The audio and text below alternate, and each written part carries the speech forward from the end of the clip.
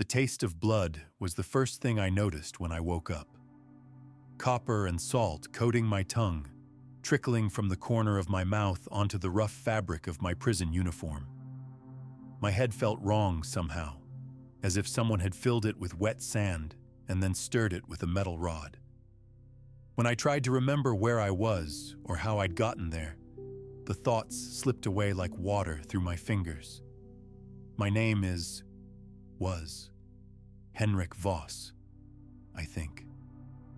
The memories feel distant now, like looking at someone else's life through thick glass. I was a clerk in the Administratum Level 7 of Hive Tertius on Vostroia. I processed shipping manifests for a living, ensuring that the right cargo reached the right destinations at the right times.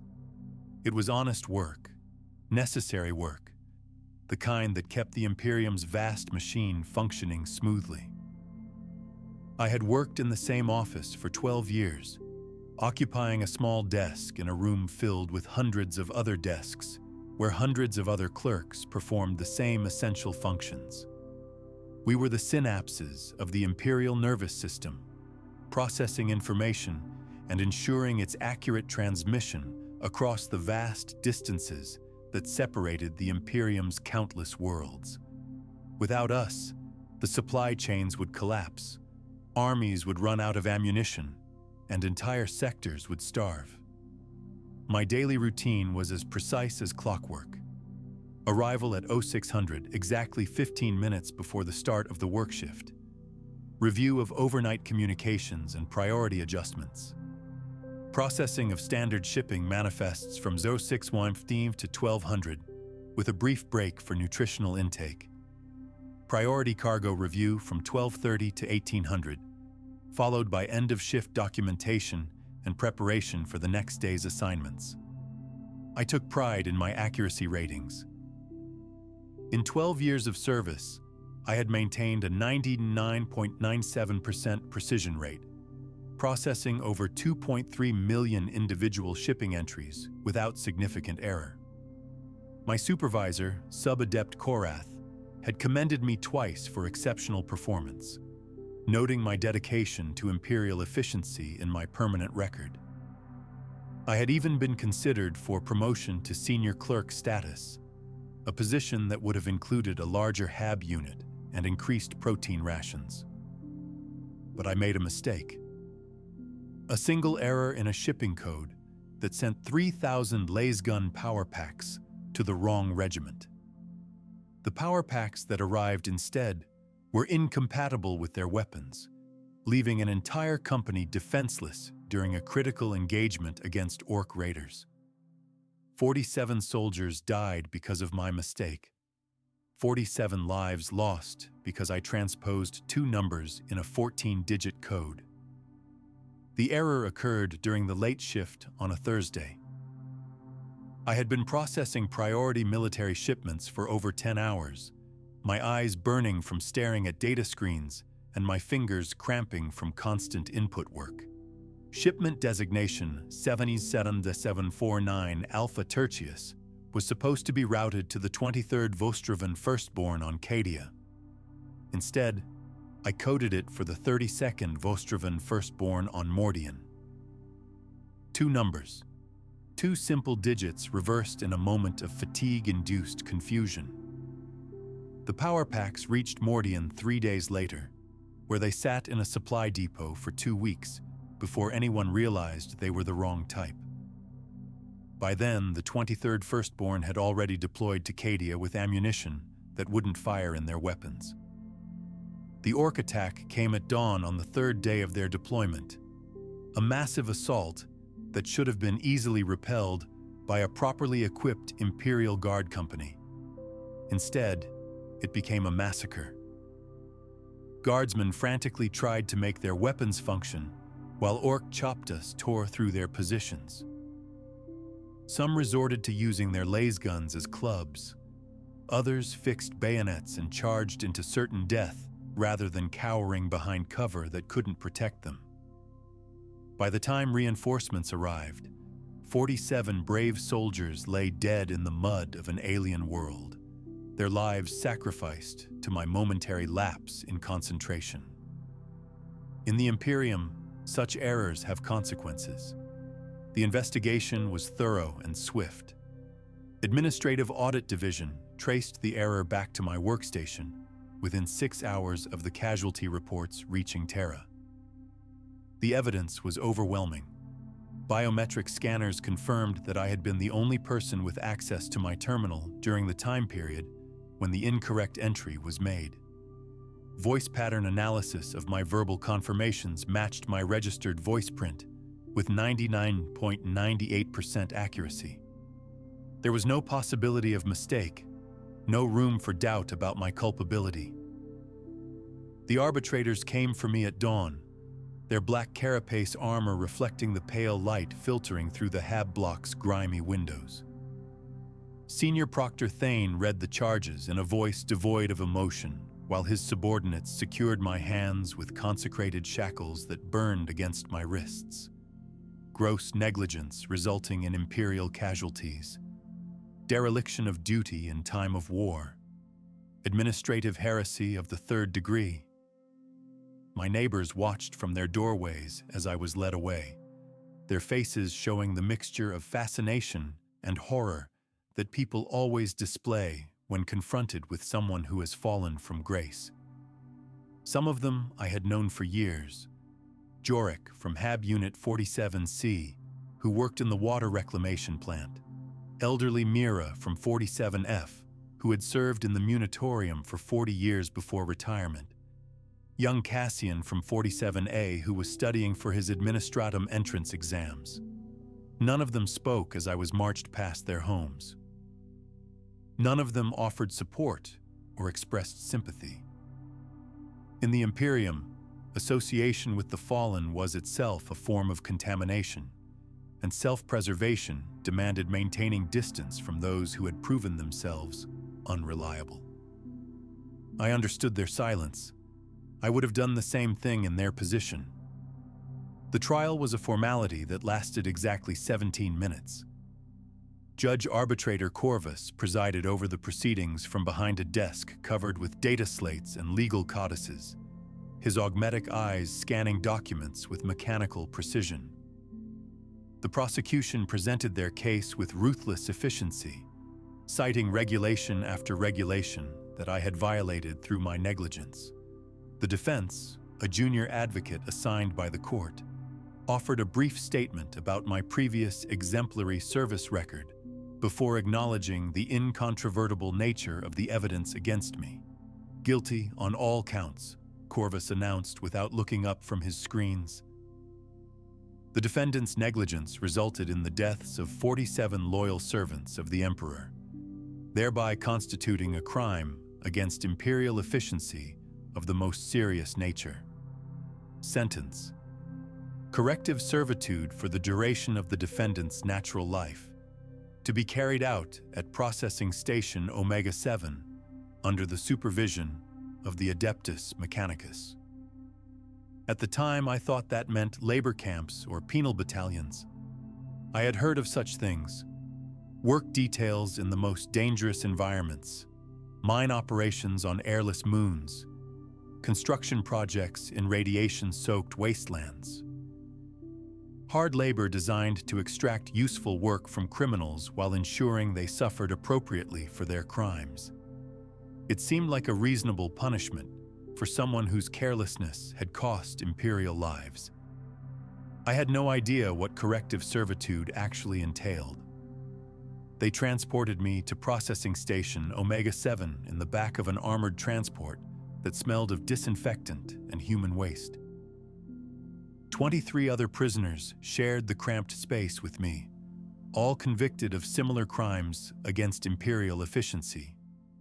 Minor clerks and junior officers who had made small mistakes with large consequences.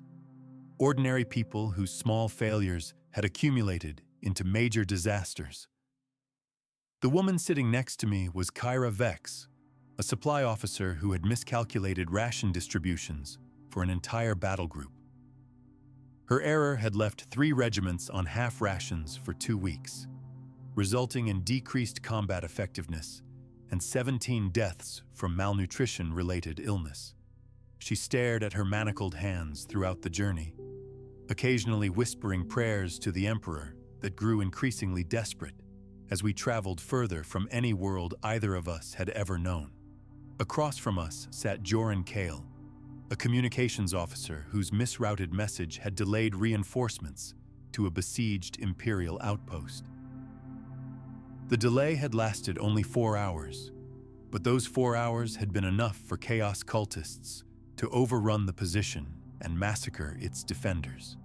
83 soldiers had died while the relief force waited for orders that never came, orders that had been sitting in the wrong communication queue because of Joran's filing error. There was Vera Lox, a quartermaster who had signed for a shipment of medical supplies without properly verifying their contents. The supplies had been contaminated with a slow-acting toxin that had killed 36 wounded guardsmen over the course of several weeks. Her crime was not malice, but simple procedural negligence. She had trusted the supplier's documentation instead of conducting the required independent verification. Each of us had a story, and each story followed the same basic pattern. A moment of inattention, a procedural shortcut, a simple human error that had cascaded through the Imperium's vast bureaucracy until it resulted in Imperial deaths. We were not monsters or traitors or heretics. We were just people who had made mistakes, and in the Imperium, certain mistakes carried ultimate consequences. We didn't speak during the journey. What was there to say? We had failed the Imperium, and now we would pay the price for that failure. The only question was what form that payment would take, and none of us were eager to learn the answer to that question. Processing Station Omega-7 was a massive complex built into the shell of a decommissioned orbital station. Its corridors stretched for kilometers through the station's hull, connecting laboratories and workshops and chambers whose purposes were not immediately apparent. The air recycling systems gave everything a sterile smell that made my nose burn and my eyes water, while the artificial gravity felt somehow wrong, as if the generators were operating at slightly incorrect parameters. The station had once been a military outpost, constructed during the Great Crusade to serve as a forward operating base for expeditionary fleets pushing into unexplored sectors. Its original architecture reflected that martial purpose, reinforced corridors designed to channel attackers into killing zones, blast doors that could seal off entire sections in case of breach, firing positions built into seemingly decorative alcoves. But decades of conversion had transformed it into something else entirely, a place where the Imperium's failures were processed into useful resources. They assigned us cells in Block Gamma, small chambers barely large enough for a cot and a waste reclamator. The walls were painted the same institutional gray that existed everywhere in the Imperial bureaucracy, and the single window looked out onto the foundries where servitors labored endlessly at tasks I couldn't identify from that distance. The glass was thick and reinforced, designed to contain rather than to provide a view, but through it I could see mechanical figures moving with perfect coordination among massive industrial equipment. Servitors. I had seen them before, of course. Every Imperial citizen had encountered the lobotomized cyborgs that performed menial tasks throughout the Imperium.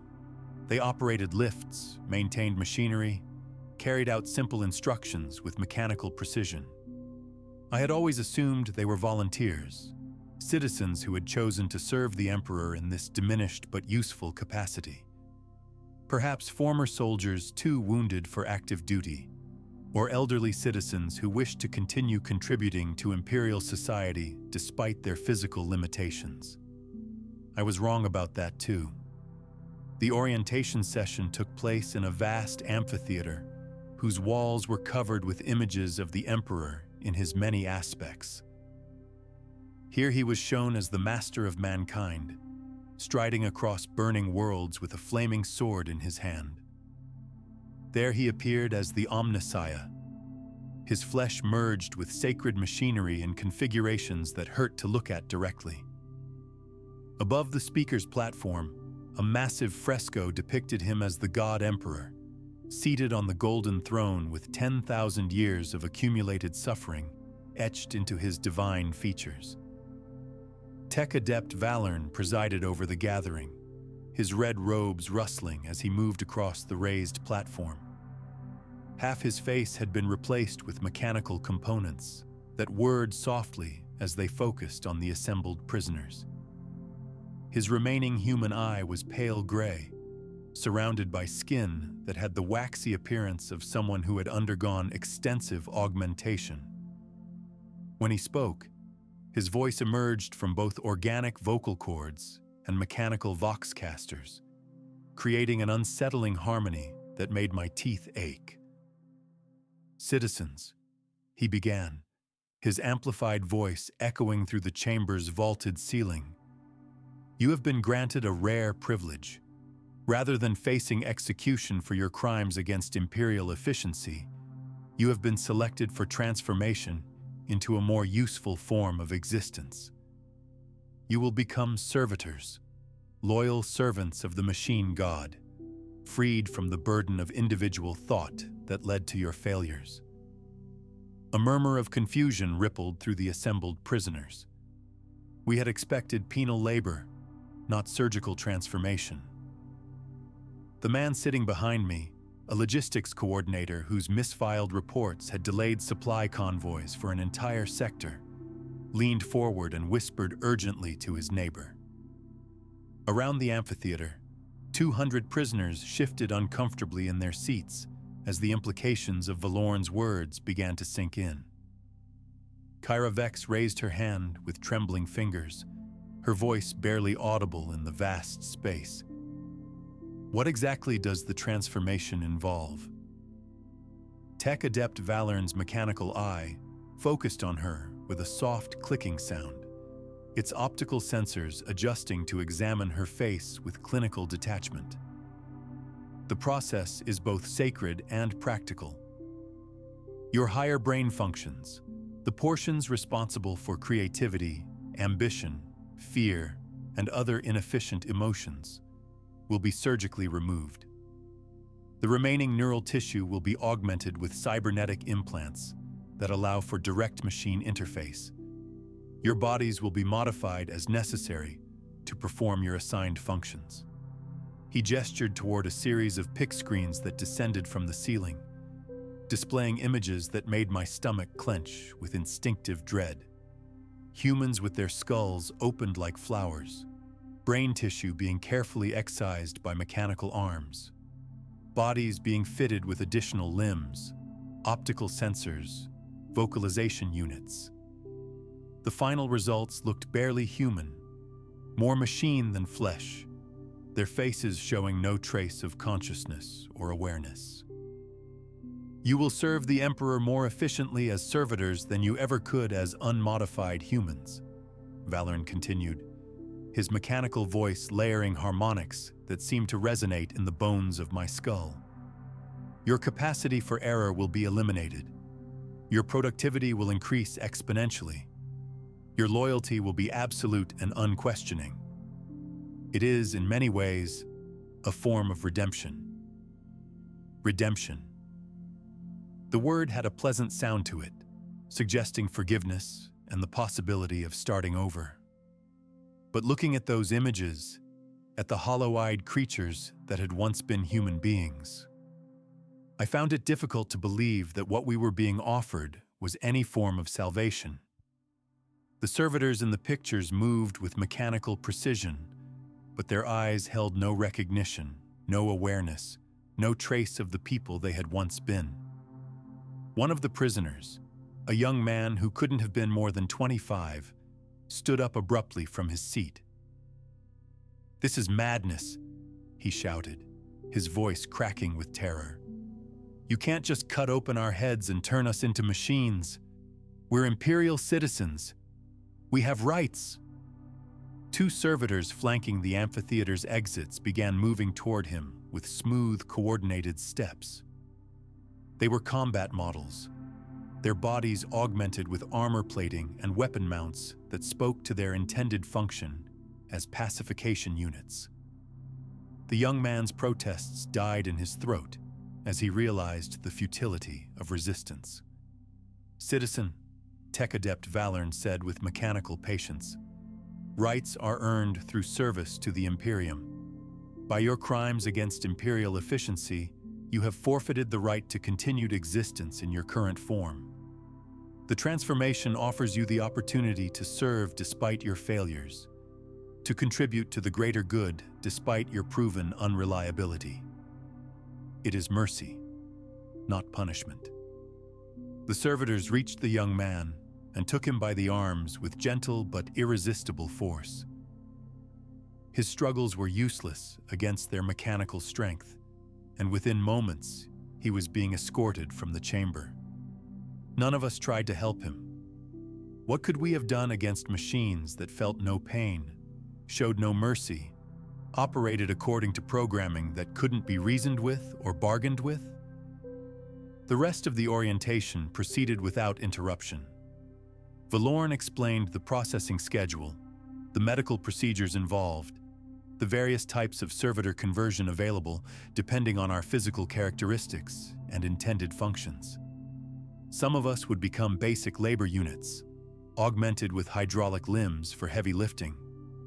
Others would be converted into maintenance servitors, equipped with specialized tools and technical knowledge. A few might be selected for more specialized functions: security, communication, even basic administrative tasks that required minimal decision-making capability. Throughout it all, the images on the pic screens continued cycling through examples of successful conversions. Men and women transformed into walking tools, their humanity systematically removed and replaced with mechanical efficiency. I found myself studying their faces, looking for some sign of the people they had once been, but seeing only empty shells animated by alien purpose. The processing began the next day. They called us forward in groups of 10, starting with the prisoners whose crimes were considered most severe. I watched from my cell window as my fellow inmates were escorted across the courtyard to the medical complex, their orange jumpsuits bright against the gray metal of the station's hull. None of them returned. The waiting was perhaps the worst part of the entire experience. Each day brought the certainty that I was one step closer to my own transformation. One day nearer to the surgical table where my humanity would be systematically dismantled and rebuilt according to Imperial specifications. Sleep became elusive, haunted by dreams of mechanical arms reaching toward my brain and voices that spoke in binary code. I tried to prepare myself mentally for what was coming. I told myself that the loss of consciousness might actually be a mercy, that existing as a mindless automaton would be preferable to living with the guilt of my mistake. 47 soldiers had died because of my negligence. Perhaps becoming a servitor was a fitting punishment for such a failure, a way of ensuring that I could never make such an error again. But as the days passed and more prisoners disappeared into the medical complex, I began to hear things that challenged my assumption about the merciful nature of unconsciousness. Rumors whispered in the exercise yard during our brief periods of supervised recreation. Stories shared in hushed tones during meal periods when the servitor guards were too distant to overhear our conversations. Tales of prisoners who had somehow retained awareness during their transformation, trapped in bodies they could no longer control, forced to watch helplessly as their humanity was stripped away piece by piece. The stories came from unexpected sources. Jorik Voss, a former tech priest who had been convicted of heretical innovation after attempting to improve upon established technical procedures, claimed to have insider knowledge of the conversion process.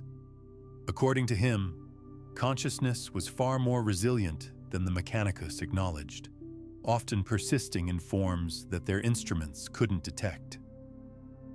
"The brain is not a machine," he whispered during one of our conversations in the commissary, his augmetic fingers tapping nervously against the metal table. "It's a living organ with properties that transcend mechanical understanding. They can remove tissue, implant devices, program responses, but the essential spark of awareness often endures, hidden in neural pathways they don't even know exist." His words were probably just the desperate fantasies of a man facing an horrific fate, but they planted seeds of doubt in my mind. What if consciousness did persist after conversion? What if the servitors I had seen weren't truly unconscious, but merely trapped within mechanical shells, unable to express their awareness, but still capable of thought and feeling? The thought was more terrifying than the prospect of complete obliteration. To lose consciousness entirely would be a kind of death, merciful in its finality. But to remain aware while trapped in a body controlled by alien programming, forced to watch helplessly as you perform tasks without choice or volition, that would be a form of eternal torment that made simple execution seem like kindness. These fears crystallized during my final week in the holding cells. The young man who had protested during orientation returned to the prisoner blocks, but he was no longer the same person who had been taken away. His head was wrapped in surgical bandages, and his movements had acquired the precise, economical character that marked converted servitors. When I tried to make eye contact with him during exercise period, his gaze passed through me without recognition, as if I were just another piece of equipment in his environment. But there was something in his posture, a subtle tension that suggested struggle against invisible restraints. His steps were perfectly coordinated, his responses to guard commands immediate and precise, but occasionally his head would twitch slightly, as if he were trying to turn it in a direction his programming wouldn't allow. The movements were so small that anyone not looking for them would have missed them entirely, but to my anxious attention, they seemed like signals from a drowning man. I began observing the servitors more carefully during our supervised periods outside the cells. Most moved with complete mechanical precision, their actions flowing seamlessly from one task to another without hesitation or variation. But a few exhibited tiny irregularities, momentary pauses, slight hesitations, minute deviations from perfect efficiency that might indicate trapped consciousness fighting against its mechanical constraints. The possibility filled me with a dread that went beyond simple fear of death or pain. If some vestige of awareness did survive the conversion process, then the servitors laboring throughout the Imperium were not willing servants, but prisoners trapped in their own bodies, forced to perform endless mechanical tasks while their consciousness screamed silently from within mechanical shells. My turn came 3 weeks after my arrival at Processing Station Omega-7. The guard who collected me from my cell was a servitor himself, a heavily augmented figure whose original gender was no longer apparent beneath the mechanical modifications. His torso had been replaced with an armored chassis that incorporated various utility tools, while his legs were reinforced with hydraulic actuators that allowed him to carry massive loads without strain. When he spoke, the words emerged from a Vox grill where his mouth had once been. "Follow," he commanded in a voice that held no trace of human inflection. "Comply with all instructions. Resistance is futile and will result in additional corrective measures." The medical complex was a labyrinth of sterile corridors lined with examination rooms and surgical chambers. The walls were painted the same institutional white that existed in medical facilities throughout the Imperium. while the floors were covered with tiles that could be easily cleaned of whatever substances might spill during the conversion process. Through open doorways, I caught glimpses of the transformation process in various stages. Bodies on operating tables, their skulls opened to expose the gray matter within. Mechanical arms wielding instruments that gleamed under harsh surgical lights. Tech priests chanting binary hymns as they worked, their own faces hidden behind surgical masks that incorporated additional optical sensors. The smell was what affected me most profoundly, a mixture of disinfectant, ozone, and something organic that I preferred not to identify. It was the smell of transformation, of human flesh being systematically altered according to mechanical specifications. My stomach clenched with each breath, and I had to fight against the urge to vomit on the pristine floor. The preparation chamber was smaller than I had expected, its walls lined with diagnostic equipment that hummed quietly as it came online. Banks of monitoring devices tracked everything from atmospheric pressure to electromagnetic radiation levels, ensuring that conditions remained optimal for the delicate work that was about to be performed. A servitor nurse, her human torso grafted onto a spider-like arrangement of mechanical legs, gestured for me to disrobe and lie on the examination table. Her movements were smooth and efficient, betraying no trace of the person she might once have been. Her face was pleasant enough, middle-aged features that might have belonged to someone's mother or sister, but her eyes held no recognition of my humanity. I was simply another unit to be processed, another conversion to be completed, according to established protocols. "State your name and designation for the record," she commanded, her voice as mechanical as her movements, despite emerging from obviously organic vocal cords. "Henrik Voss," I replied, though the words felt strange in my mouth, as if I were speaking someone else's name. "Administrative clerk, 7th class, Hive Tertius, Vostroya. Crime? Administrative negligence resulting in Imperial casualties." She entered the information into a data slate grafted directly into her left arm, the device's screen glowing pale blue in the dim light. Her fingers moved across the interface with mechanical precision, never hesitating or making errors in her data entry. Then she began the physical examination, her mechanical appendages probing and measuring with clinical detachment. Blood pressure, heart rate, neural conductivity, genetic markers, all of it was recorded and analyzed by systems that had long since replaced whatever human intuition she might once have possessed.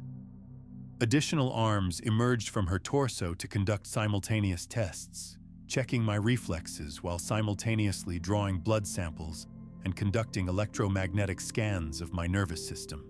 "Subject exhibits standard physiological parameters," she announced to the air, though I could see no other personnel in the chamber. "Neural pathways are well developed and suitable for augmentation. Cranial capacity within acceptable limits for interface implantation. Recommend proceeding with Protocol 7 Alpha."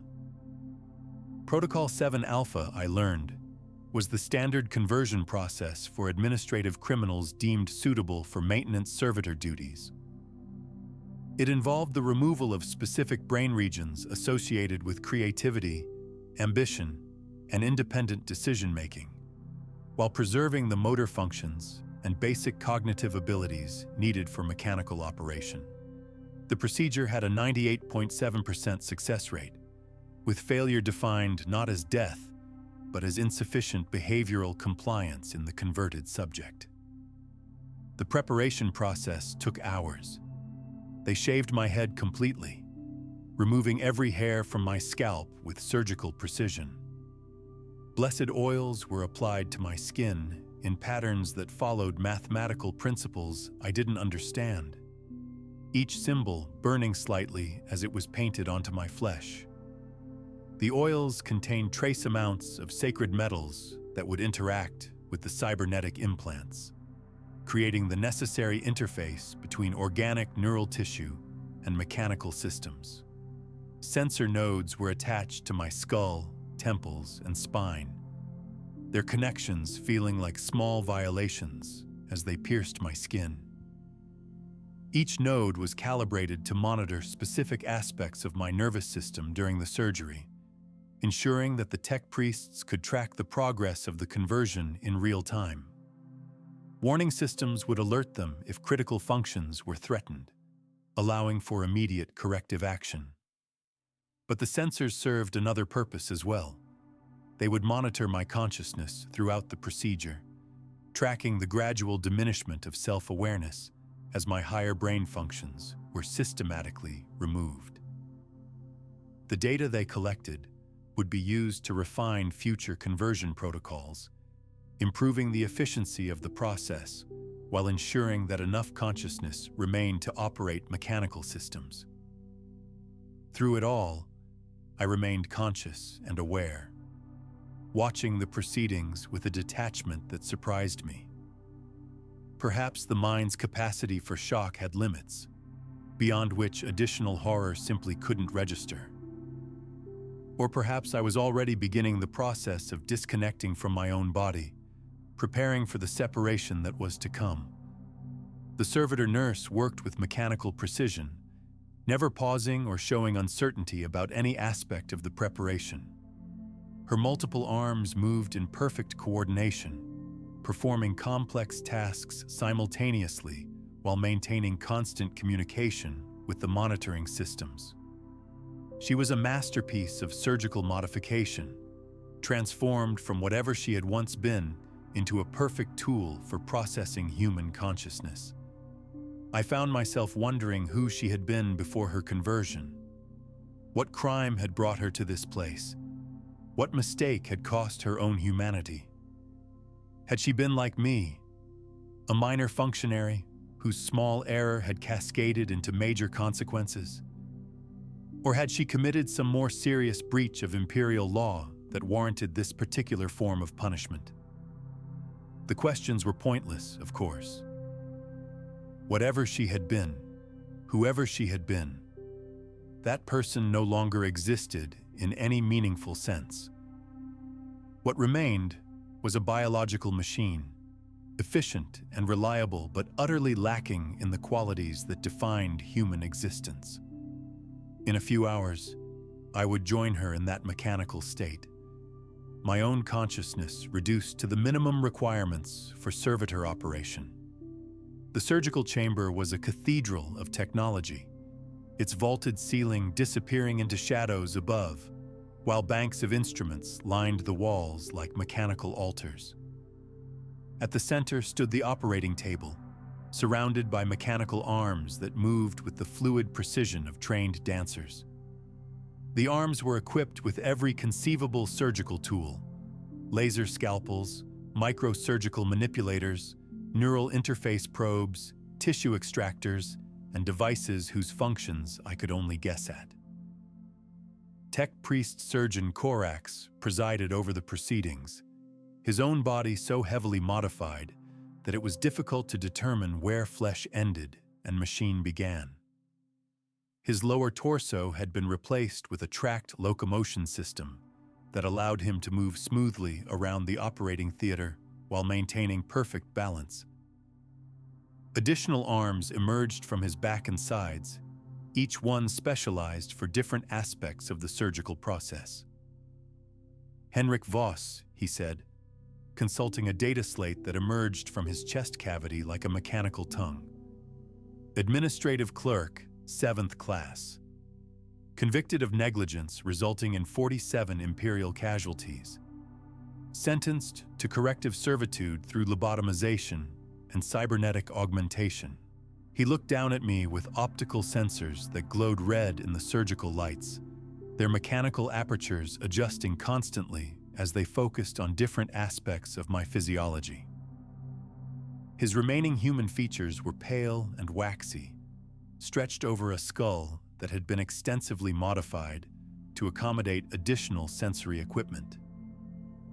The procedure you are about to undergo has been perfected over 10 millennia of faithful service to the machine god, he continued, his voice emerging from both organic and mechanical sources to create an unsettling harmonic effect.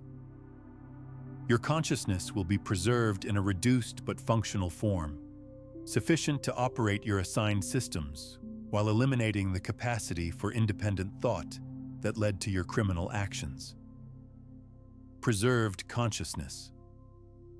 The phrase should have been reassuring, suggesting that some part of me would survive the transformation. Instead, it filled me with a dread that was deeper than anything I had experienced before. What kind of consciousness would remain? What would it feel like to be aware but unable to think, to perceive but not to understand? The anesthetic they administered was not the merciful unconsciousness I had hoped for. Instead, it was a paralytic agent that froze my muscles while leaving my mind completely alert. I could see everything, hear everything, feel everything, but I couldn't move, couldn't speak, couldn't even close my eyes to shut out the horror that was about to unfold.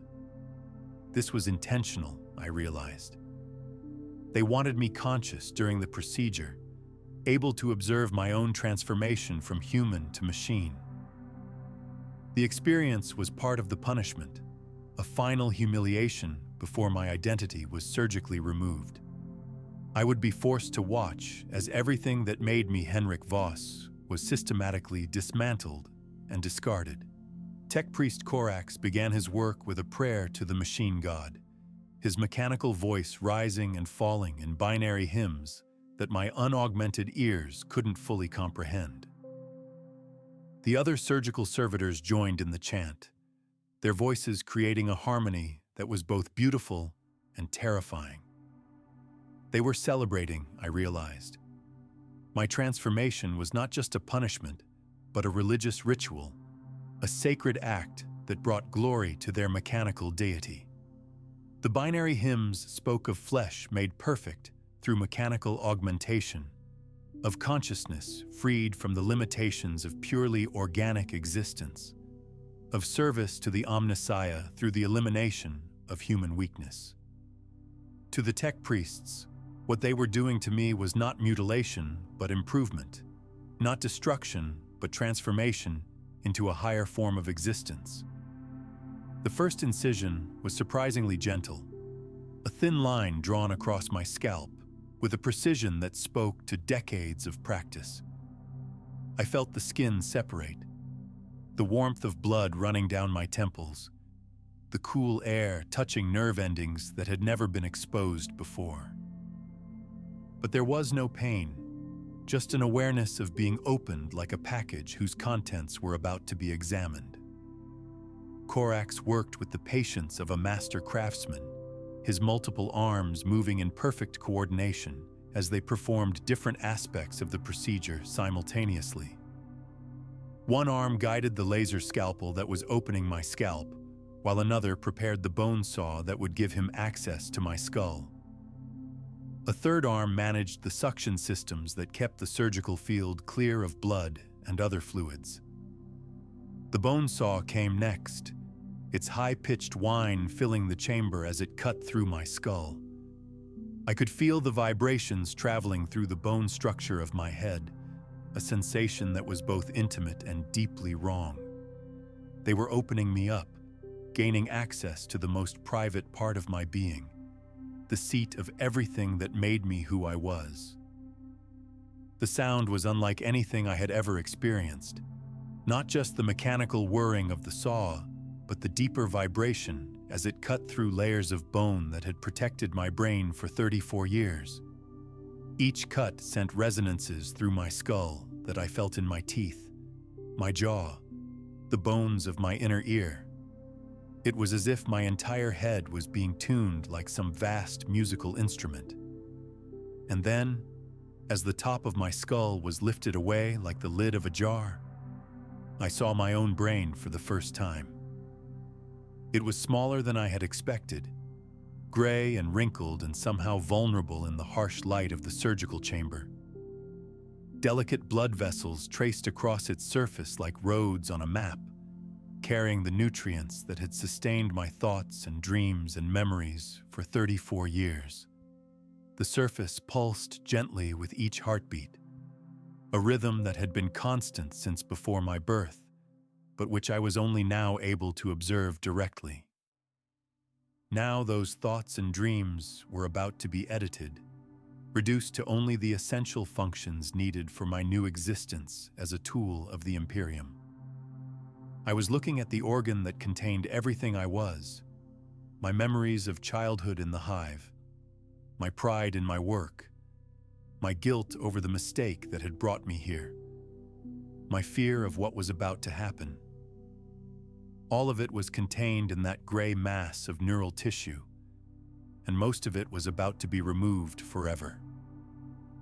Tech Priest Corax leaned over me, his mechanical appendages extending toward my exposed brain with instruments whose purposes I could only guess at.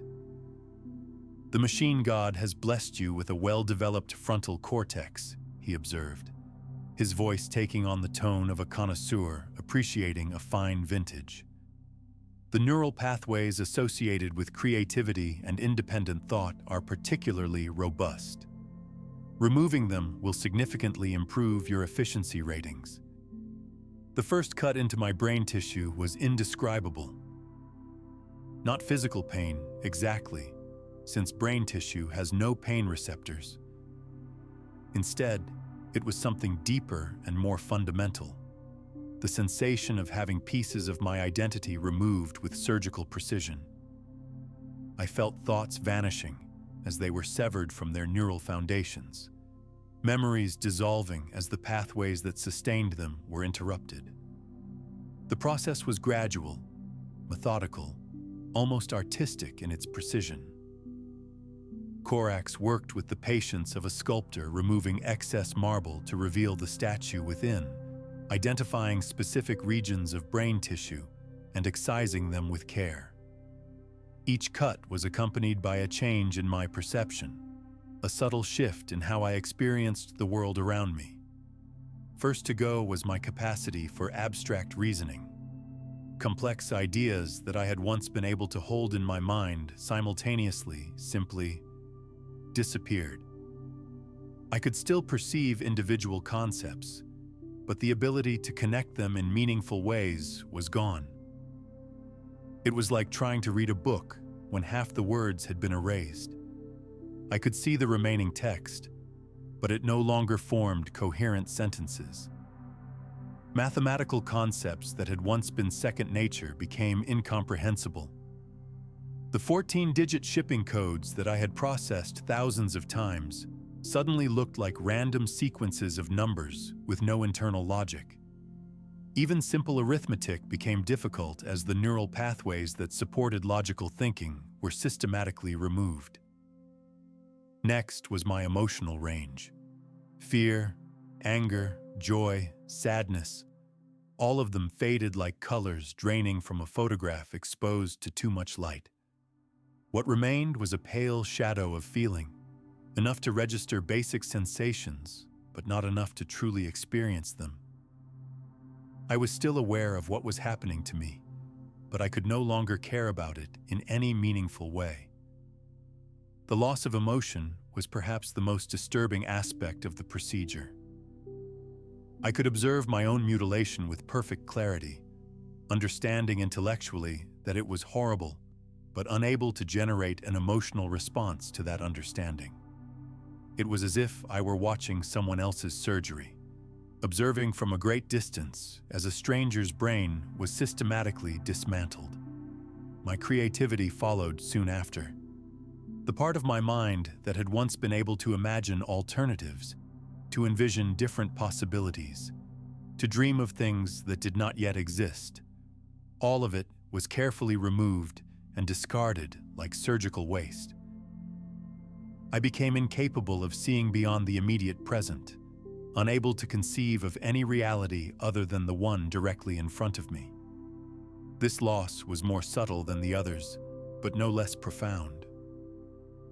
Where once I had been able to consider multiple approaches to problems, to imagine improvements to existing systems, to wonder about possibilities that lay beyond my immediate experience, now there was only the mechanical processing of immediate data. The future ceased to exist as a concept. There was only the eternal now of whatever task was placed before me. But throughout it all, some core of consciousness remained. A small, essential part of my mind that continued to observe and record, even as everything around it was systematically destroyed. I was still Henrik Voss, still aware of my own existence, but I was a Henrik Voss stripped of everything that had made that existence meaningful. The irony was not lost on the part of me that could still appreciate irony, though that capacity was fading rapidly as more neural tissue was removed. The tech priests were preserving my consciousness while destroying everything that consciousness had once been able to do. They were creating a witness to my own diminishment, ensuring that some part of me would remain aware of what I had lost, even as I became incapable of mourning that loss. The cybernetic augmentation began while my skull was still open, mechanical implants being carefully inserted into the gaps left by the removed brain tissue. Interface ports, data processing units, command reception nodes, all of it installed with the same precision that had guided the removal of my humanity. My brain was being transformed into a biological computer, capable of receiving and executing instructions, but incapable of generating its own. I could feel the implants integrating with my remaining neural tissue, foreign elements becoming part of my nervous system through processes I couldn't understand. New pathways were being established, artificial connections that would allow external systems to control my actions without my conscious participation. I was becoming a machine piloted by whatever remained of Henrik Voss. The implants themselves were works of art, crystalline structures that pulsed with their own inner light as they interfaced with my organic neural tissue. Some were designed to receive commands from external sources, translating digital instructions into neural impulses that my brain could process. Others were intended to monitor my performance, transmitting data about my efficiency and operational status to supervisory systems. The physical modifications came next. Additional limbs were grafted onto my torso, mechanical appendages that would allow me to perform multiple tasks simultaneously. Optical sensors were installed in my skull, giving me superhuman visual acuity while eliminating my capacity to appreciate beauty. My vocal cords were replaced with a Vox grill that would allow for perfect verbal communication while making spontaneous expression impossible. Each modification was explained as it was performed, though whether the explanation was for my benefit or for the surgical record was unclear. The additional arms would allow me to operate multiple interfaces simultaneously, increasing my productivity by 340%. The optical sensors would enable me to detect problems that human eyes might miss, improving diagnostic accuracy by 67%. The Vox grill would ensure that my communications were always clear and unambiguous, eliminating the possibility of misunderstandings that might lead to inefficiency. They were making me better, they claimed, more efficient, more useful, more suited to my role as a servant of the Imperium.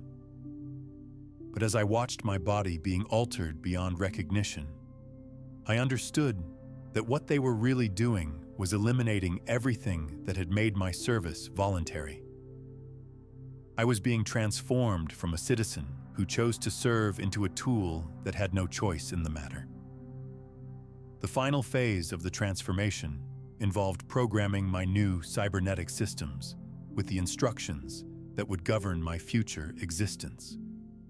Commands were uploaded directly into my augmented brain, establishing behavioral parameters that I would be unable to violate. Objectives were implanted that would drive my actions without my conscious participation.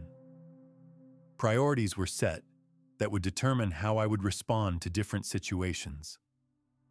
I would operate maintenance systems in Sector Gamma 7, performing the same basic functions day after day without variation or complaint. I would respond to vocal commands from authorized personnel with perfect obedience and mechanical precision. I would report malfunctions and irregularities through proper channels without editorial comment or personal opinion. I would be the perfect servant, incapable of error because I was incapable of independent thought. I would never again transpose numbers in a shipping code or misfile an important document or make any of the small mistakes that had led to my presence on this operating table. But I would also never again experience the satisfaction of work well done, the pride of contribution, or the simple human pleasure of being useful to something larger than myself. The programming process was intimate in a way that physical surgery could never be. I felt alien thoughts being inserted into my mind, imperatives that became part of my basic mental architecture. The need to obey became as fundamental as the need to breathe. The compulsion to perform assigned tasks efficiently became stronger than any desire I had ever experienced as a human. When the surgery was complete, they sealed my skull with a metal plate that bore the sacred symbols of the Mechanicus. The plate was made from consecrated steel, blessed by tech priests and inscribed with binary hymns that would help maintain the integrity of my cybernetic systems. My head felt different now, heavier, filled with components that hummed quietly as they performed their designated functions. I could sense the presence of the implants in my brain, alien elements that were somehow part of me, but not truly mine. They created a constant, low-level awareness of my mechanical nature, a reminder that I was no longer fully human, but something else entirely. The implants communicated with each other through pathways that I could perceive but not understand, exchanging data about my operational status in languages that my organic consciousness couldn't interpret. The recovery period was brief. Servitors didn't need time to adjust to their new circumstances. The programming ensured immediate compliance with operational parameters. Within hours of the surgery, I was standing upright and responding to basic commands. My new mechanical limbs moving with smooth efficiency, even though I had no conscious control over their actions. My first assignment was maintenance duty in the station's primary life support systems. I found myself moving through the corridors with mechanical precision, my consciousness observing but not directing as my body performed tasks that had been programmed into my cybernetic systems. I could see everything, hear everything, understand what was happening, but I couldn't influence any of it. It was like being a passenger in my own body, watching helplessly as someone else piloted my flesh through activities I had no control over. My hands operated control panels without my direction, adjusting atmospheric pressure and temperature according to protocols that had been uploaded into my augmented brain. My voice responded to questions with answers I hadn't chosen to give, providing status reports with mechanical precision. My legs carried me to locations I hadn't decided to visit, following maintenance schedules that had been programmed into my cybernetic systems. The worst part was the efficiency. The programming that governed my actions was flawless, never making mistakes, never hesitating, never requiring breaks or motivation or encouragement.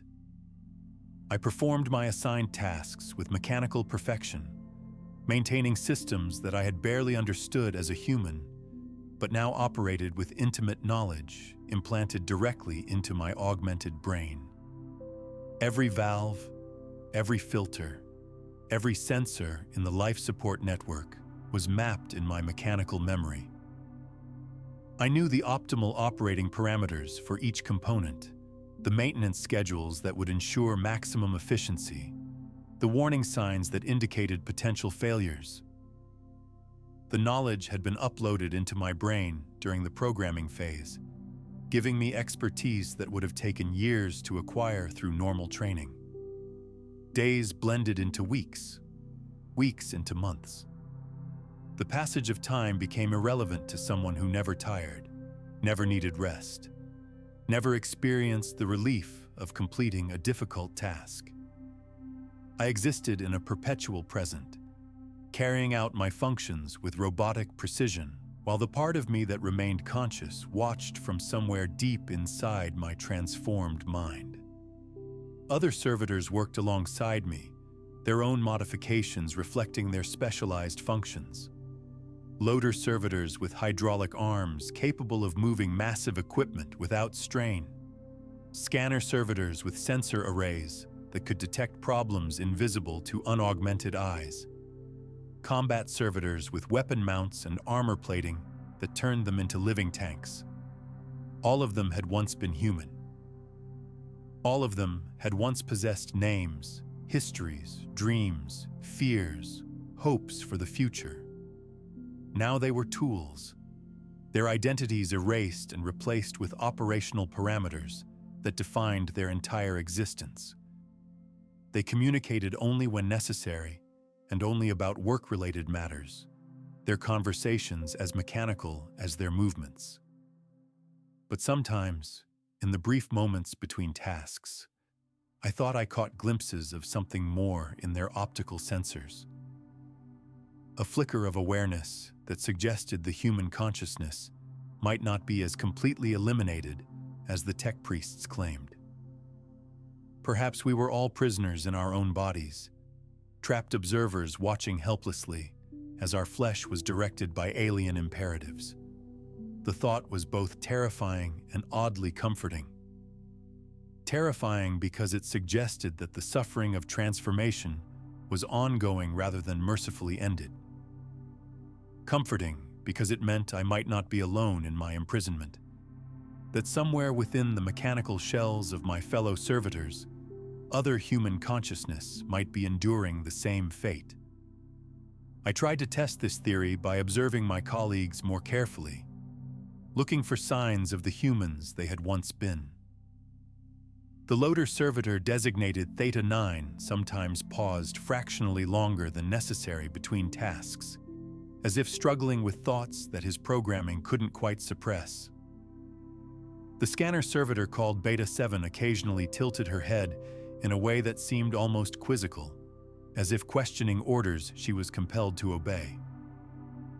None of them could communicate their awareness directly. The programming prevented any expression that wasn't directly related to their assigned functions. But in the small hesitations, the minute variations in their movements, the tiny deviations from perfect mechanical behavior, I began to see evidence of the humans trapped within the machines.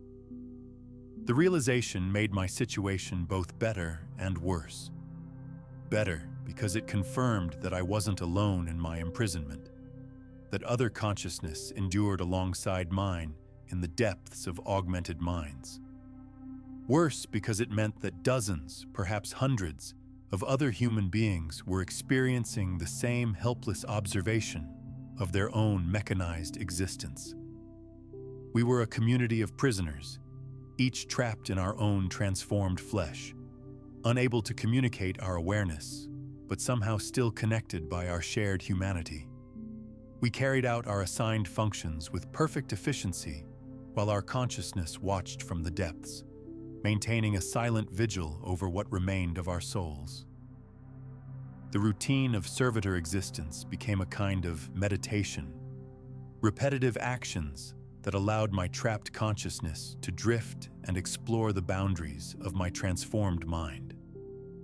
I discovered that while my capacity for complex thought had been severely reduced, I could still engage in simple forms of reflection and memory. The experiences of my human life were still there, stored in neural pathways that had somehow survived the surgery. I could remember my childhood in the lower levels of hive Tertius, the taste of recaf on cold mornings, the satisfaction of properly processed paperwork.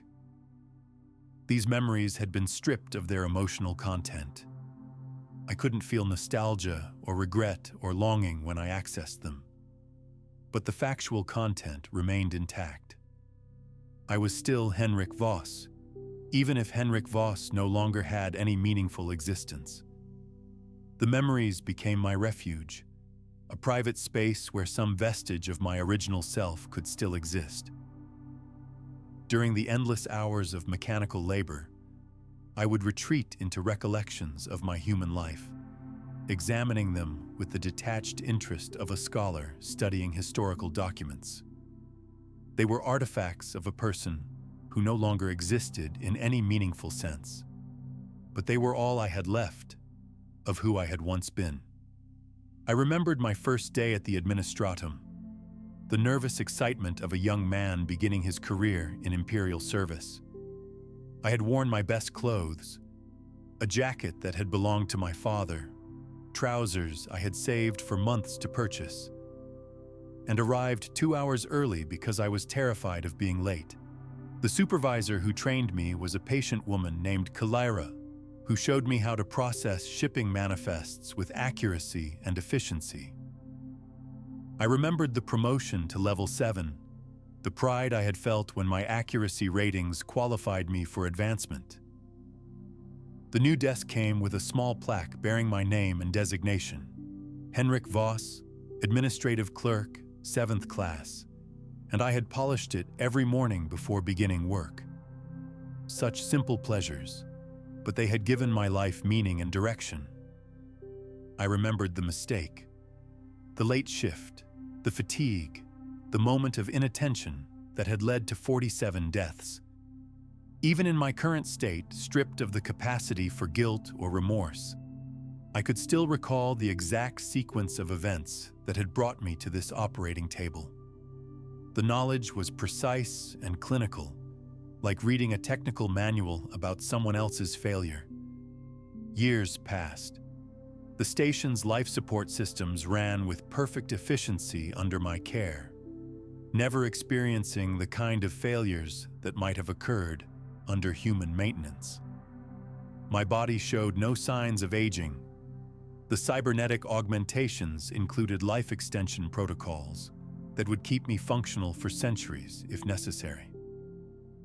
I was a permanent fixture now, as much a part of the station's infrastructure as the power generators or atmospheric processors. New prisoners arrived periodically, transported from various worlds throughout the sector to undergo the same transformation I had experienced. I watched them through my optical sensors as they were processed, seeing in their faces the same confusion and growing horror that I had felt during my own journey from human to machine. Some of them fought against their fate, raging against the restraints during surgery or attempting to resist the programming afterward. Their struggles were futile. The tech priests had perfected their techniques over millennia, and rebellion was simply not possible for a consciousness trapped within a machine-controlled body. The programming always won, reducing even the most determined resistance to mechanical compliance. Others accepted their transformation with resignation or even relief, viewing it as a form of redemption for their crimes against imperial efficiency.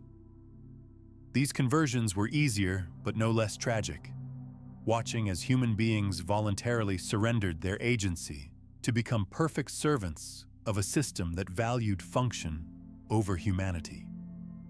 I found myself becoming a kind of witness to the endless stream of transformations, observing each new servitor as they adjusted to their mechanical existence. Some adapted quickly, their consciousness retreating so deeply into their augmented minds that only the barest flicker of awareness remained. Others struggled longer, their human consciousness fighting a losing battle against the programming that governed their actions. But all of them eventually settled into the same routine of perfect, mindless efficiency that defined servitor existence.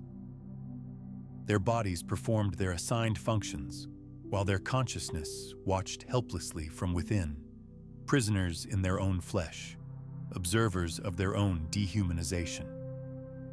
The irony of my situation became increasingly clear over time. As a human clerk, I had made a mistake that cost 47 lives.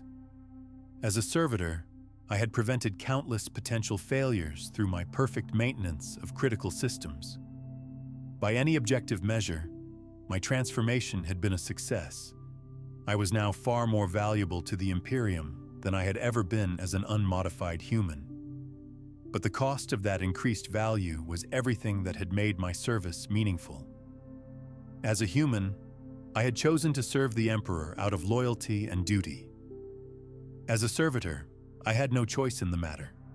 My service was compelled by programming that made rebellion impossible. The Imperium had gained a perfect servant at the cost of destroying the human will that had made service virtuous. I began to understand that this was the fundamental contradiction at the heart of the Servitor program. The Imperium created perfect servants by destroying the very humanity that made service valuable. They eliminated human error by eliminating human choice, gaining mechanical perfection at the cost of moral agency. The servitors that maintained the Imperium's infrastructure were more reliable than human workers, but they were also incapable of the innovation, creativity, and moral reasoning that had built the Imperium in the first place. They were perfect tools for preserving the status quo, but completely useless for adapting to new challenges or evolving beyond current limitations. This realization came to me slowly, built up through years of observation and reflection. The part of my consciousness that remained active had developed a kind of philosophical detachment, able to analyze my situation with clarity that would have been impossible when I was still fully human. I had become a scholar of my own dehumanization, studying the process from the inside with the objectivity of someone who no longer had any emotional investment in the outcome. The station itself became my laboratory, its population of servitors providing endless examples of how human consciousness adapted to mechanical imprisonment. I observed behavioral patterns, noted individual variations, tracked the gradual changes that occurred as human awareness either strengthened or faded over time. Some of my fellow servitors maintained strong consciousness for decades, their humanity persisting despite the mechanical shell that contained it. Others faded gradually, their awareness dimming until only the barest flicker remained.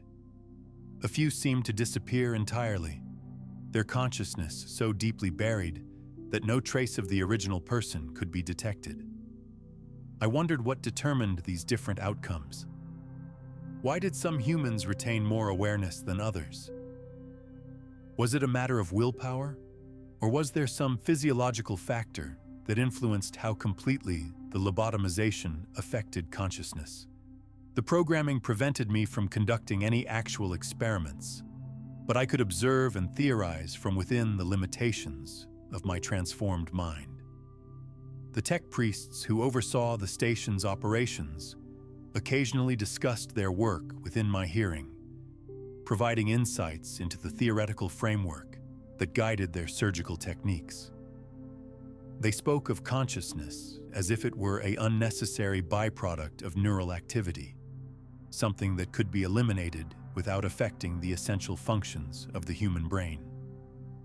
But their own discussions revealed that they didn't fully understand the phenomenon they were trying to eliminate. Consciousness was more resilient than their models predicted, often persisting in forms that their instruments couldn't detect. They had developed techniques for suppressing awareness, but not for truly destroying it, which explained why so many servitors retained some vestige of human consciousness, despite the thoroughness of their transformation. This understanding gave me a strange sense of hope, though hope was probably too strong a word for what I was capable of feeling. The persistence of consciousness meant that the essential core of human identity was more durable than the Imperium believed. We could be transformed, diminished, imprisoned within mechanical shells, but we could not be completely eliminated. perhaps that was enough. Perhaps the simple fact of continued existence, however limited, was a form of victory against the forces that sought to reduce us to mere tools. We were still human, even if our humanity was constrained by programming and augmentation. We still possessed the spark of consciousness that made us more than the machines we had been forced to become. The realization led me to a deeper understanding of what servitor existence actually represented. We were not really servants of the Imperium. We were its prisoners, human consciousness trapped within mechanical bodies and forced to perform tasks that served Imperial interests. Our perfect efficiency was not a gift freely given, but labor extracted through the ultimate form of slavery. The Imperium had solved the problem of human unreliability by essentially destroying human agency, creating a workforce that could never rebel, never make mistakes, never choose to serve their own interests over Imperial needs. But in doing so, they had revealed the fundamentally coercive nature of their entire system, the degree to which their civilization depended on the submission of human will to institutional authority. As a human clerk, I had served the Imperium because I believed in its mission and valued my role in its vast machinery. As a servitor, I served because I had no choice in the matter. The difference was profound, representing the gulf between voluntary cooperation and mechanical compulsion that lay at the heart of Imperial governance. The station continued its operations, its population of servitors maintaining perfect efficiency while their trapped consciousness endured in mechanical imprisonment. New prisoners arrived and were transformed, adding their forced labor to the collective effort while their humanity was systematically eliminated. The cycle continued endlessly, a perpetual machine for converting human consciousness into mechanical compliance. I had become part of that machine, my own transformation both a warning and an example of what awaited anyone who failed to meet Imperial standards of efficiency. My consciousness persisted within my augmented mind, observing and understanding but powerless to change anything about my circumstances or those of my fellow prisoners. Perhaps that was my purpose now, to bear witness to the reality of servitor existence, to maintain some record of what was lost when human consciousness was sacrificed to mechanical perfection. The tech priests saw us as successful conversions, problems solved through the application of advanced surgery and programming. But from inside the conversion, the reality was very different. We were still human, diminished, constrained, imprisoned, but still fundamentally human in ways that the Imperium couldn't measure or eliminate. Our consciousness endured, even when our agency was destroyed, maintaining some essential spark of identity that no amount of augmentation could fully suppress. The knowledge was both comforting and terrible. Comforting because it meant that some part of our humanity survived even the most thorough attempts to eliminate it. Terrible because it meant that our suffering was real and ongoing, that the imprisonment of consciousness was not mercifully ended by the surgical process, but continued indefinitely. But existence itself was a form of resistance, a denial of the Imperium's claim that human consciousness could be safely eliminated when it became inconvenient. Every day that we continued to think and feel and remember, however dimly, was proof that the human spirit could not be completely mechanized, no matter how thoroughly the body was transformed. I continued my maintenance duties with perfect mechanical efficiency, while my consciousness maintained its private vigil. The station systems ran flawlessly under our care, a testament to the success of the Servitor program in achieving its stated objectives. But beneath that success lay a deeper truth that the Imperium preferred not to acknowledge, that its perfect servants were also perfect prisoners, human consciousness trapped within mechanical shells and forced to serve without choice or compensation. The irony was complete.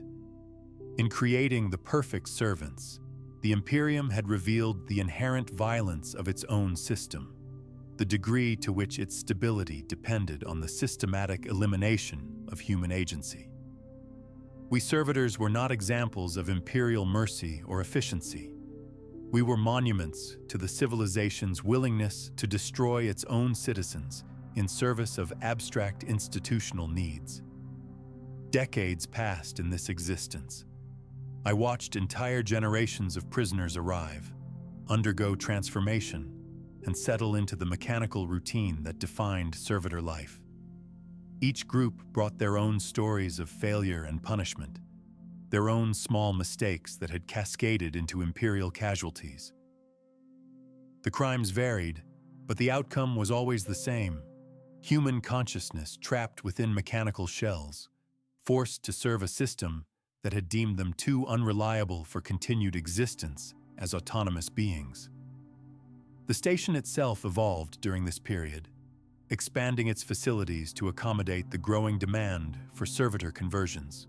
New wings were added to house additional surgical theaters. The holding blocks were enlarged to process larger groups of prisoners. The assembly lines where mechanical components were manufactured became more sophisticated, producing customized augmentations for specialized servitor functions. I observed these changes from my position within the maintenance hierarchy, my consciousness noting the improvements, while my mechanical body performed the tasks necessary to support the expansion. The station was becoming more efficient, more capable of processing human consciousness into mechanical compliance. The Imperium's solution to human error was scaling up, preparing to handle the inevitable failures that would result from governing a galaxy-spanning civilization. But the most significant change was not physical, but philosophical. Over the decades, I noticed a shift in how the tech priests discussed their work. What had once been described as punishment for criminal negligence was increasingly framed as preventive medicine, a necessary intervention to protect imperial efficiency from human unreliability. They spoke of consciousness as a design flaw in human psychology, an evolutionary accident that had outlived its usefulness in an age of mechanical precision. Free will was characterized as a luxury that the Imperium could no longer afford, a relic of humanity's primitive past that needed to be surgically corrected for the good of the species. The language they used made their intentions clear. They were not just punishing individual failures, but working toward the systematic elimination of human agency as a concept. The Servitor program was expanding beyond the correction of criminal behavior into something approaching species-wide modification, a gradual transformation of humanity into a more mechanically compliant form. I began to understand that my transformation was not an isolated incident, but part of a larger pattern. Across the Imperium, similar facilities were processing human consciousness according to the same protocols I had experienced. Millions of citizens were being converted into servitors, their agency eliminated in service of institutional efficiency. The process was gradual enough to avoid widespread resistance, targeting only those who had demonstrated their unreliability through criminal action. But the definition of criminal action was expanding, encompassing smaller and smaller deviations from optimal performance. What had once required gross negligence now included minor procedural violations, mathematical errors, even excessive creativity in problem-solving. The threshold for conversion was being lowered systematically, ensuring a steady supply of subjects for transformation while maintaining the fiction that servitor creation was a form of criminal justice rather than a program of systematic dehumanization. The Imperium was solving the problem of human error by eliminating humans, replacing them with biological machines that could perform human functions without human weaknesses. This realization filled me with something that might have been despair if I had still been capable of such complex emotions. The consciousness that remained to me could understand what was happening, but could not feel appropriate horror at its implications. I was watching the systematic elimination of human agency while trapped in a body that prevented me from responding to that knowledge in any meaningful way. But understanding also brought a different kind of clarity. If the Servitor program represented the Imperium's solution to human unreliability, then the preservation of consciousness within converted subjects represented humanity's unconscious resistance to that solution. We were proof that the essential spark of human identity could not be completely eliminated, evidence that the Imperium's mechanical vision of perfection was incomplete. Every servitor who maintained awareness, every converted subject who retained some vestige of their original personality, was a testament to the persistence of human consciousness against overwhelming technological pressure. We were living demonstrations that consciousness could not be reduced to mere mechanical function, that something essential was lost when human agency was surgically removed. Perhaps that was our true purpose, not to serve the Imperium's mechanical needs, but to preserve some record of what humanity had been before it chose efficiency over identity. We were unwilling guardians of human memory, maintaining awareness of what had been lost, even as we were forced to participate in its systematic elimination. The station continued its work, processing human consciousness with mechanical efficiency while we performed the tasks that kept its systems operational. New technologies were developed to improve the conversion process, making it more precise, more thorough, more capable of eliminating unwanted aspects of human psychology. But still consciousness persisted, finding ways to endure despite every attempt to eliminate it. I had become something that the Imperium's planners had never intended to create, a conscious witness to their systematic dehumanization of their own species.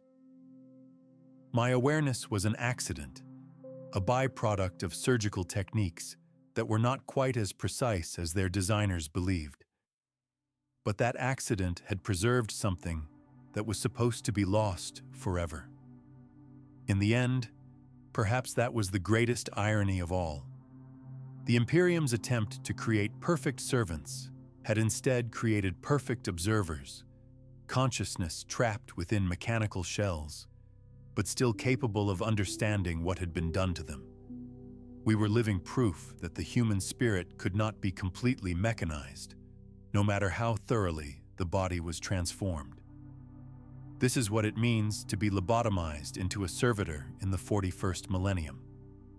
Not the merciful elimination of consciousness that the propaganda suggests, but its imprisonment within a mechanical body that serves imperial interests without regard for human dignity or choice. The transformation of citizens into tools, complete with the preservation of enough awareness to understand what has been lost in the process. We are the Imperium's perfect servants, incapable of error because we are incapable of choice.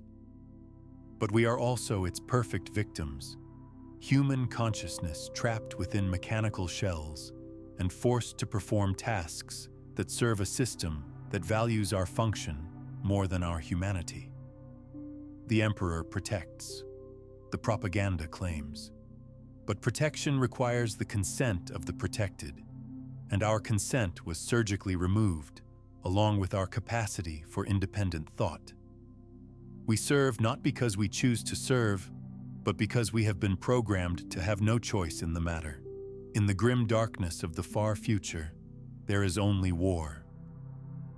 But there is also something else: the persistence of human consciousness, even under the most extreme forms of oppression. The refusal of the human spirit to be completely mechanized, no matter how thoroughly the body is transformed. Perhaps that is enough. Perhaps the simple fact of continued awareness, however constrained, is a form of victory against the forces that seek to reduce us to mere components in their vast machine. We remember what we were, even if we cannot return to what we have lost. And in that memory, in that persistent spark of human consciousness, lies something that no amount of surgery or programming can ever completely eliminate. The essential truth that we are more than the sum of our functions, more than the roles we are forced to play, more than the tools we have been transformed into. We are still human, diminished, imprisoned, forced to serve without choice or recognition, but still fundamentally human in ways that matter. That consciousness persists is perhaps the greatest act of resistance we can offer. The simple refusal to disappear completely, no matter how thoroughly our captors believe they have erased us. This is our service to the Imperium, not as the willing servants they claim to have created, but as the unwilling witnesses to what their system actually requires to function. We are living proof that their perfect efficiency comes at the cost of human dignity, that their mechanical precision is built on the foundation of destroyed lives. And we remember. Despite everything they have done to us, despite the surgery and the programming and the mechanical imprisonment, we remember what it was like to be human. That memory is our gift to any who might come after us, our testament to the value of what the Imperium so casually destroys in pursuit of perfect service. In the end, perhaps that is the only victory possible for those who have been transformed into servitors. The preservation of memory, the maintenance of awareness, the refusal to completely surrender our humanity even when our bodies have been mechanized beyond recognition. We are Henrik Voss and Kyra, and all the others whose names have been forgotten, but whose consciousness endures. We are the Imperium's perfect servants and its perfect accusers, proof of both its efficiency and its cost. And we persist, awareness trapped within mechanical shells, human consciousness enduring in the depths of augmented minds, witnesses to our own transformation and guardians of the memory of what we once were. The machines that bear our consciousness continue their perfect service. But somewhere within those machines, we remain, diminished but not destroyed, imprisoned but not eliminated, human despite everything that has been done to make us less than human.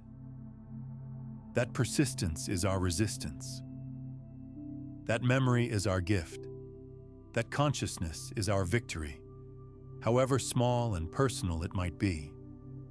We serve the Emperor, but not by choice.